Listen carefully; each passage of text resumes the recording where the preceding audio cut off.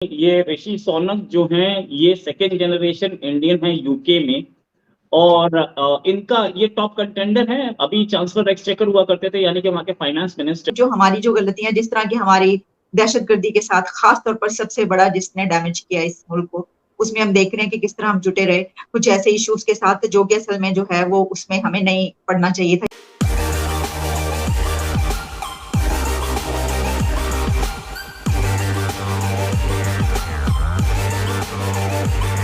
ये ऋषि सोनक जो हैं ये सेकंड जनरेशन इंडियन है यूके में।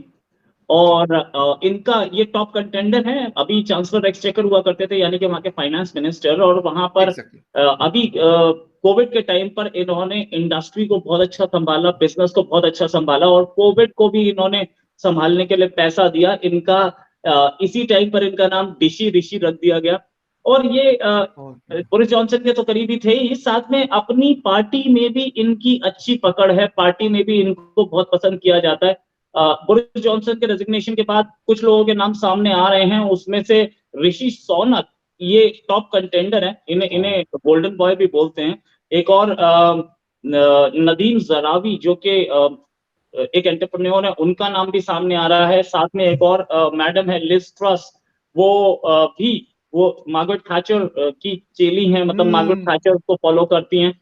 लेकिन इसमें टॉप कंटेंडर्स में ऋषि सोनक ही हैं। ऋषि सोनक जो हैं इंडिया के एक बिलियनर हैं। इन्फोसिस इंडिया की one of the top software companies, वो इन्फोसिस के फाउंडर जो है नारायण मूर्ति, उनके सन इन लॉ भी हैं। और साथ में इन्होंने अपनी पूरी पढ़ाई, he is born in UK, पूरी पढ़ाई वहां पर की है। और अब ये वहां के प्राइम मिनिस्टेरियल कैंडिडेट के लिए टॉप कैंडिडेट बन गए। इनकी एक खूबी और है, इन्होंने अपना काम बहुत बखूबी करके दिखाया है। लोगों में इनकी पॉपुलैरिटी इस समय पीक पर, तो ये माना जा सकता है कि ये हो सकता है ये बन जाए। We don't know how the politics goes, politics तो कभी भी चेंज कर सकती है। ऋषि सोनक के साथ ये रहा है कि इनकी जो इनके कई मतलब कई फील्ड्स हैं। ये जिसे बोलते हैं कि वहां पे सोशल सर्विस में भी थे और लोगों के साथ काम भी करते थे। और पॉलिटिक्स में suddenly came into limelight when he became the chancellor exchequer, वहां के फाइनेंस मिनिस्टर बने। ऋषि सोनक अगर बने तो it will be a big day, क्योंकि एक कंट्री जो कि इंडिया पर रूल करता था, उसी के ओरिजिन का आदमी, इंडिया के ओरिजिन का आदमी वहां पे प्राइम मिनिस्टर बनेगा। एक बड़ी चीज तो होगी, नो डाउट अबाउट इट। हालांकि वो ब्रिटिश हैं और उनके पास नेशनैलिटी ब्रिटिश है, और उनकी वाइफ जो है वो भी अब नेशनैलिटी उनकी ब्रिटिश है। लेकिन फिर भी एक वो इम्पैक्ट पड़ता है, नो डाउट अबाउट इट। और वो हिंदू रीति रिवाजों को फॉलो करते हैं, दिवाली मनाते हैं, सब कुछ है। तो ये इंडिया के लिए भी, और इंडिया से बेसिकली ब्रिटिश टाइज भी अब अच्छे हो रहे हैं। तो ब्रिटेन के साथ जो हम टाइज कर रहे हैं, और हमारा जो बिजनेस है, ब्रिटेन वर्ल्ड की टॉप इकोनॉमीज में आता है। और ब्रिटेन बहुत टाइम से हमारे पास इन्वेस्टमेंट्स, और हम उनके पास इन्वेस्टमेंट्स की बातचीत कर रहे थे। हमारे टाटा ग्रुप ने बहुत वहां पे इन्वेस्टमेंट्स की थी, और उन्होंने इंडिया में की थी। अभी बोरिस जॉनसन भी आए थे, तो यहाँ पर जेसीबी मशीन के ऊपर बैठे हुए थे। तो it will be good to see an Indian origin person there. Britain जो यूक्रेन रशिया वॉर है, उसमें जो उनकी फॉरेन पॉलिसी है उसको तो कंटिन्यू ही किया जाएगा, उसमें कोई चांस नहीं है, क्योंकि ब्रिटेन नेटो का मेंबर है, और नेटो के लिए ये तो सारी लड़ाई हो रही है, तो उसमें कोई चांस नहीं है। इनको वही फॉरेन पॉलिसी कंटिन्यू, जो भी नया आएगा उसको वही फॉरेन पॉलिसी कंटिन्यू करनी पड़ेगी।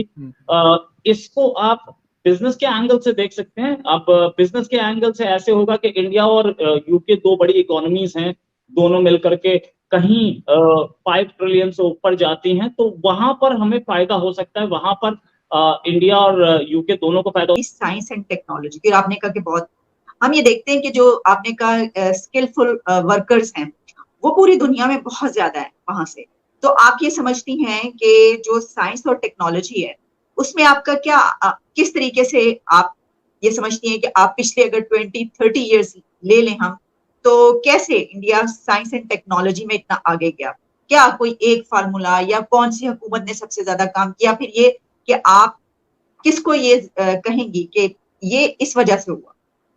देखिए, मैं तो किसी पॉलिटिकल पार्टी की नहीं बात कर रही हूँ, मैं अपने देश की बात कर रही हूँ। और हमारे देश का इतिहास है हजारों सालों पुराना, और हमारा एजुकेशन पे एक फोकस होता है। यूनिवर्सिटीज हमारे यहाँ है करोड़ों की संख्या में, लाखों एजुकेशन अलग अलग इंस्टीट्यूट्स हैं, और इतने ही सारे स्कूल, कॉलेजेस, टीचर्स, स्टूडेंट्स इतने सारे हैं।